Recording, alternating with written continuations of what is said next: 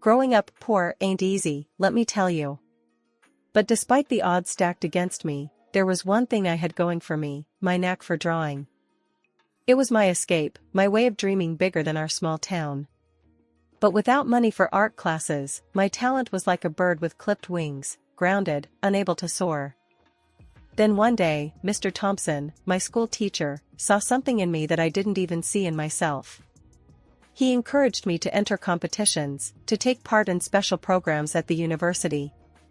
And when I hesitated, unsure if I belonged, he pushed me forward, his belief in me like a beacon of light cutting through the darkness.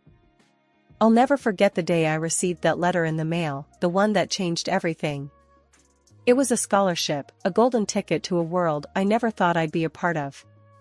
I couldn't believe it, me, a poor kid from a small town, given the chance to pursue my dreams. University was a whirlwind of new experiences and opportunities. I threw myself into my studies, soaking up every ounce of knowledge like a sponge. And when I graduated top of my class, it felt like a victory not just for me, but for everyone who had ever believed in me. But as I stepped out into the real world, diploma in hand, I quickly realized that the journey was far from over. Landing a job at a design agency was just the beginning, the first step on a long and challenging road ahead. The pay was modest, barely enough to make ends meet, but I didn't care. I was doing what I loved, and that was all that mattered.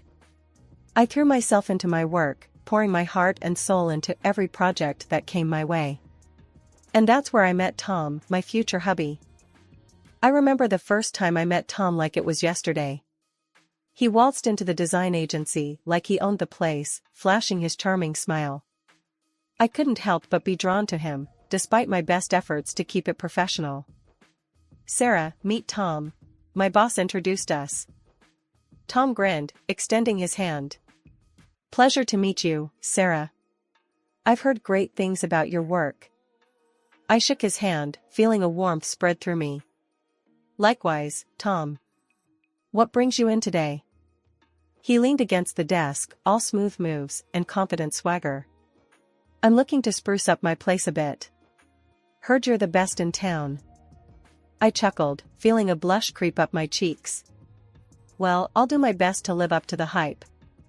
And so, our journey began. We spent hours poring over design plans, bouncing ideas off each other like old friends. It didn't take long for sparks to fly, and before we knew it, we were planning a future together. "I never thought I'd find someone like you," Tom confessed one evening over dinner. I smiled, feeling my heart swell with affection. "Me neither, but I'm glad I did. But life has a funny way of throwing curveballs when you least expect it." And boy, did we get a doozy. "I think we should have a baby," Tom announced one night, catching me off guard. I nearly choked on my wine, coughing as I tried to process his words. "A baby? But we've barely settled into married life." Tom frowned, his brow furrowing in frustration. "Sarah, I'm not getting any younger. I want to start a family before it's too late." I sighed, feeling torn between my dreams and his desires. "I just don't know if I'm ready, Tom. My career." He cut me off, his voice sharp with impatience. "Your career can wait. This is more important." And just like that, I found myself agreeing to something I wasn't sure I wanted. But love makes you do crazy things, doesn't it? So, we started trying for a baby, our excitement overshadowed by the pressure to conceive. Months passed, and still, nothing. Each negative pregnancy test felt like a punch to the gut, and I could see the disappointment in Tom's eyes. "We'll keep trying," he reassured me, but I could hear the frustration in his voice. And then, finally, our prayers were answered. I'll never forget the moment I saw those two pink lines, the rush of joy and relief washing over me. "We did it, Sarah," Tom whispered, pulling me into a tight embrace. Tears filled my eyes as I buried my face in his chest, overcome with emotion. We did. Nothing can prepare you for the gut punch of hearing your child's diagnosis. We were over the moon when our baby arrived, but our joy turned to shock when the doctor uttered those dreaded words, cerebral palsy. Tom's face went white as a sheet, his hand gripping mine like a vice. "Cerebral what?" he croaked out, his voice barely above a whisper. The doctor's explanation was a blur of medical jargon, but the gravity of the situation hit me like a ton of bricks. My mind raced with questions, fears gnawing at my insides like hungry wolves. "What does this mean for our baby?" I asked, my voice trembling with fear. The doctor's response was like a punch to the gut. "It means your child will face challenges with movement and coordination," he explained, his tone grave.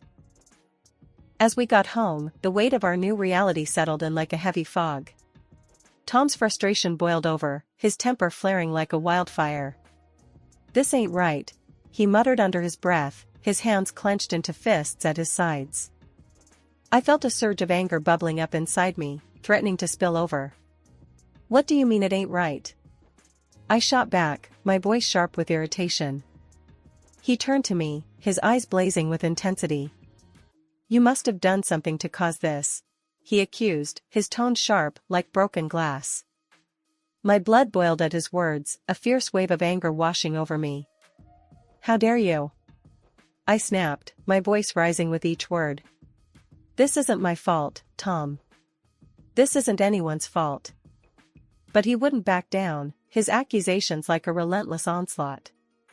"I can't believe you're denying it," he spat, his eyes blazing with fury. I watched Tom, feeling a mixture of anger and sadness swirling inside me like a storm. "Tom, we need to stay strong for our son," I said, trying to reach him through the haze of his emotions. But he shook his head, his eyes clouded with frustration. "I can't do this, Sarah.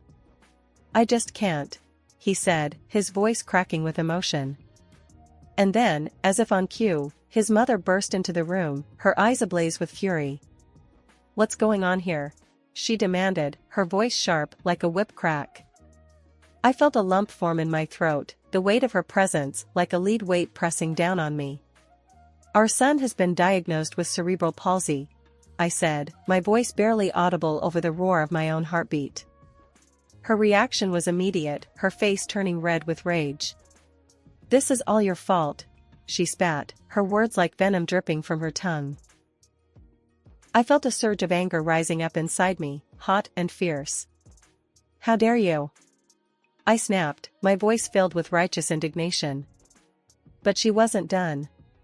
"You brought shame upon our family," she continued, her words like a slap in the face. I wanted to scream, to lash out at her with all the fury burning inside me. But instead, I held my tongue, knowing that nothing I said would change her mind. And as Tom stormed out of the room, his mother hot on his heels, I was left alone with my thoughts. But even in the midst of the chaos, I knew one thing for certain: I would do whatever it took to give my son the love and support he needed to thrive, even if it meant facing the challenges ahead alone. But then, things took a turn for the worse. Tom demanded a paternity test, convinced that our son wasn't his. And when the results came back confirming his paternity, he turned his back on us. "I want out," he declared, his words like a dagger to the heart. "I will pay you alimony." I was blindsided, my world crumbling around me like a house of cards. But even in the midst of my pain, I refused to let him take everything from me. "I don't need your damn alimony," I spat back, my pride refusing to let me accept his pity. And so, I packed up our things and left, determined to make a life for myself and my son, even if it meant doing it alone. And let me tell you, it wasn't easy. But despite the overwhelming odds stacked against me, I refused to give up. I was a fighter, a survivor, and I would do whatever it took to give my son the life he deserved. I reached out to anyone and everyone who could offer support, from friends to family to complete strangers on the internet. And slowly but surely, I began to build a network of people who understood what I was going through, who could offer advice and a shoulder to lean on when the going got tough. The online support groups became my lifeline, a safe space where I could share my fears and frustrations without fear of judgment. And as I scrolled through the endless stream of messages and comments, I realized that I wasn't alone, far from it. "Hey Sarah, how you holding up?" one message read, the sender's username a jumble of letters and numbers. I smiled, grateful for the virtual hug. Taking it one day at a time, I replied, my fingers flying across the keyboard. And as the days turned into weeks, and the weeks turned into months, I found myself forging real connections with people who understood what it meant to walk in my shoes. We swapped stories and tips, commiserated over sleepless nights and missed milestones, and celebrated every victory, no matter how small. But it wasn't just the online community that offered support. Friends and family rallied around me, offering a helping hand and a sympathetic ear whenever I needed it most. "Sarah, we're here for you, no matter what," my best friend declared, her voice fierce with determination. I felt a lump form in my throat, touched by her unwavering loyalty. "Thanks, Jen. I don't know what I'd do without you," I said, my voice choked with emotion. And as I navigated the ups and downs of single parenthood, I realized that building a support network wasn't just about finding people who could help me. It was about finding people who could lift me up when I felt like I was drowning, who could remind me that I was strong enough to weather any storm. Life threw us more curveballs than a pitcher on a bad day, but we weren't about to strike out. No way. We were fighters, me and my son, and we were gonna show the world what we were made of. Sure, there were days when it felt like the weight of the world was bearing down on my shoulders, when the challenges of single parenthood threatened to overwhelm me. But I refused to let the darkness win. I had a son to raise, a life to live, and I wasn't about to let anyone or anything stand in my way. I threw myself into my work, pouring every ounce of my energy into my passion for design. And let me tell you, it paid off. I landed big projects, made a name for myself in the industry, and proved to everyone who doubted me that I was a force to be reckoned with. But it wasn't just about my career. I was determined to give my son the best possible life, to ensure that he had every opportunity to thrive, despite the challenges he faced. So, I researched therapies, attended seminars, and sought out experts who could help him reach his full potential. And let me tell you, it wasn't easy. There were setbacks, plenty of them. But each time we fell, we picked ourselves back up, dusted ourselves off, and kept on pushing forward. Because that's what we did, we persevered, no matter what. "Mom, I did it!" my son exclaimed, his face lit up with excitement as he took his first steps with the help of his walker. I felt tears spring to my eyes, pride swelling in my chest like a balloon ready to burst. "That's my boy," I said, my voice choked with emotion. And as I watched him navigate the world with a determination that belied his tender years, I knew that we were unstoppable. Together, we were a force to be reckoned with, capable of overcoming any obstacle that stood in our way. But it wasn't just about proving the doubters wrong, it was about showing my son that anything was possible, that he was capable of achieving greatness, no matter what obstacles lay in his path.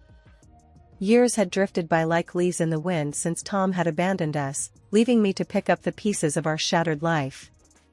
In those years, he'd made no effort to be a father to our child, no phone calls, no visits, nothing. But just when I thought I'd heard the last of him, he came crashing back into my life like a wrecking ball. It was a regular Tuesday afternoon when the phone rang, disrupting the peace of our little home. I answered, expecting it to be a telemarketer or a wrong number. But the voice on the other end sent chills down my spine. It was Tom. "Sarah, it's me," he said, his voice heavy with urgency. I rolled my eyes, barely able to contain my frustration. "What do you want, Tom?"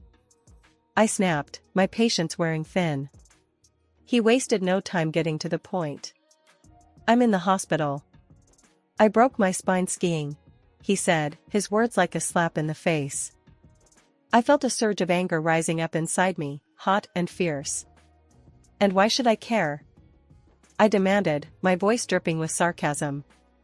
But he wasn't deterred. "Because I need your help, Sarah. I can't take care of myself," he admitted, his voice tinged with desperation. I scoffed, shaking my head in disbelief.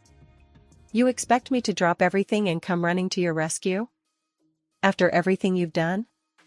I spat, my words like venom. But he wasn't about to take no for an answer. "You owe me, Sarah. I'm the father of your child," he insisted, his tone growing more aggressive by the second. I felt my blood boil, fury coursing through my veins like wildfire. "I owe you nothing," I declared, my voice cold and unwavering. With that, I hung up the phone, refusing to let him guilt-trip me into helping him.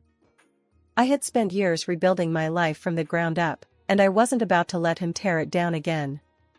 But even as I tried to push him out of my mind, his words lingered like a dark cloud, casting a shadow over my thoughts. Was I really heartless for refusing to help him? Was I a bad person for turning my back on the father of my child? I pushed aside the doubts gnawing at my conscience, reminding myself that I had done everything in my power to make things work, to give him a chance to be a part of our son's life. But he had chosen to walk away, leaving me to pick up the pieces on my own. And so, with a heavy heart and a sense of resolve, I turned my focus back to the things that mattered, my son, my work, and the life that I had fought so hard to build. Tom may have been a part of our past, but he had no place in our future. After Tom, I swore I was done with love.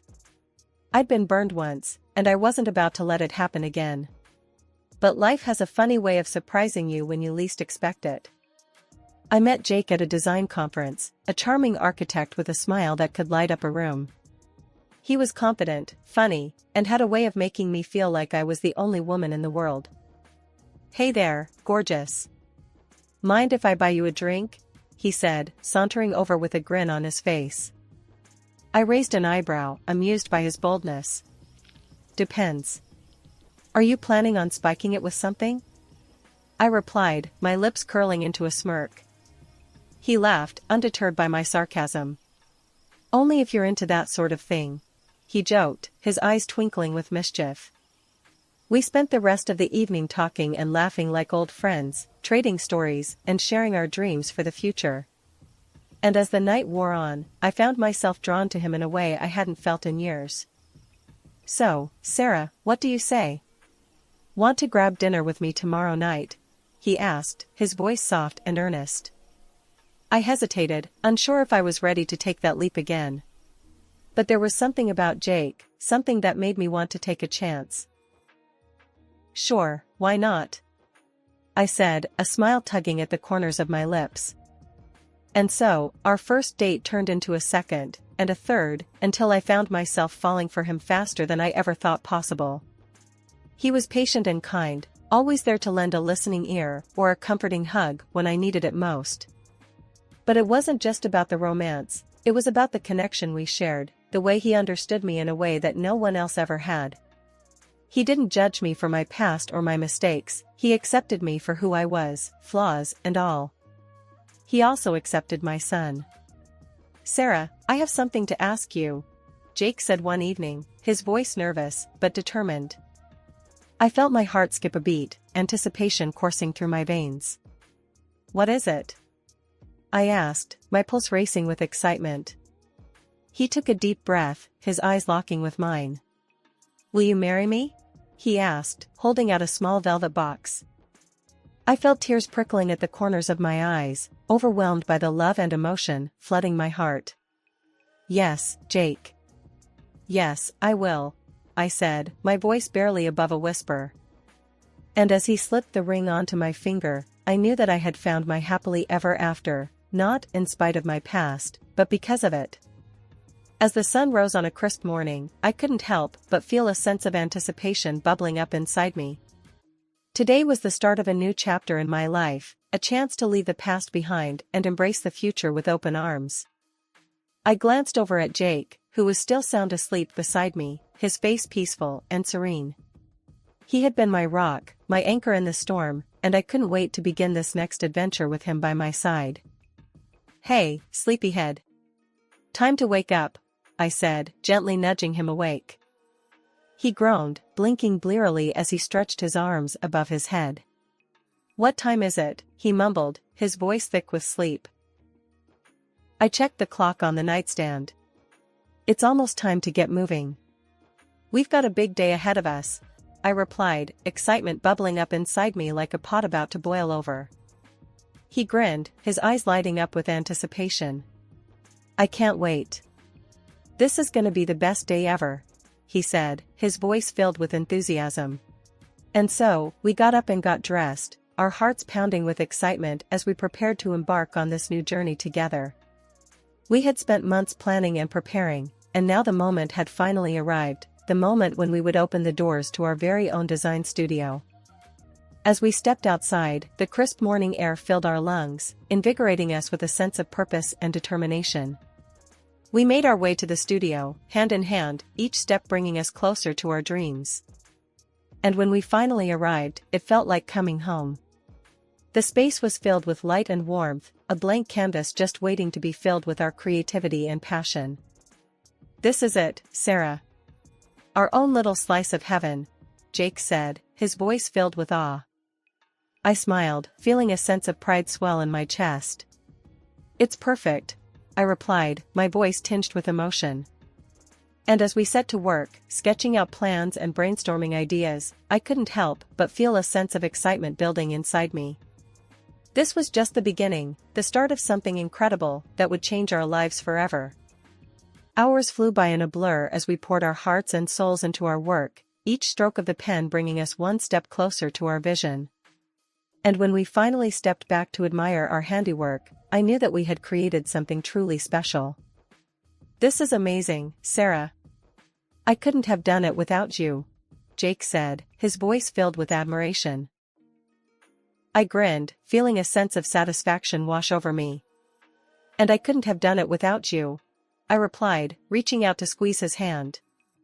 Together, we stood side by side, gazing out at our creation with a sense of pride and accomplishment. This was more than just a design studio, it was a testament to our love, our resilience, and our unwavering belief in each other. I had moved on from my past, focusing on building my future with my son and new husband and pouring my energy into our thriving design studio. Days were filled with creativity, nights with laughter, and I hardly spared a thought for my ex-husband, buried as he was in the recesses of my memory. But life has a cruel sense of timing. Just when I thought I had left him and his demands behind, a notification arrived: my ex-husband had filed a lawsuit, demanding alimony. The news hit me like a sucker punch to the gut. How could he come crawling back now, after all these years? But there was no time to dwell on it. The courtroom awaited, and I was ready to face him head-on. The courtroom buzzed with tension as we awaited the judge's verdict. My heart pounded in my chest as I glanced over at my ex-husband, sitting in his wheelchair with a scowl etched across his face. Beside him sat his mother, her eyes filled with contempt as they bore into me. "So, you think you're gonna get away with this, huh?" my ex-husband sneered, his voice dripping with bitterness. I clenched my fists, trying to keep my temper in check. "I'm not trying to get away with anything. I'm just standing up for what's right," I shot back, my voice firm and unwavering. He scoffed, shaking his head in disbelief. "You're just a greedy silly who's trying to screw me over," he spat, his words like daggers aimed at my heart. I felt a surge of anger rising up inside me, threatening to consume me whole. "I'm not the one who abandoned our child," I retorted, my voice trembling with rage. His mother chimed in, her voice laced with venom. "You should be grateful that he even gave you the time of day. You're lucky he didn't leave you sooner," she sneered, her words like a slap in the face. I gritted my teeth, struggling to keep my composure. "You both abandoned our child when he needed you the most. You don't get to play the victim now," I declared, my voice ringing out with conviction. But they weren't about to back down. They continued to hurl insults and accusations, trying to twist the truth to suit their own agenda. But I stood my ground, refusing to be intimidated by their bullying tactics. And when the judge finally delivered his verdict, ruling in my favor and denying my ex-husband's claim for alimony, I felt a sense of vindication wash over me. I may have lost a battle once, but I had won the war. As we left the courtroom, Jake by my side, I couldn't help but feel a sense of pride in how far I had come. I had faced adversity head-on, and I had come out stronger and more resilient than ever before. And as we walked hand in hand into the bright future that lay ahead, I knew that no matter what challenges we faced, we would face them together, united in love, and unstoppable in our determination to build a better life for ourselves and our family.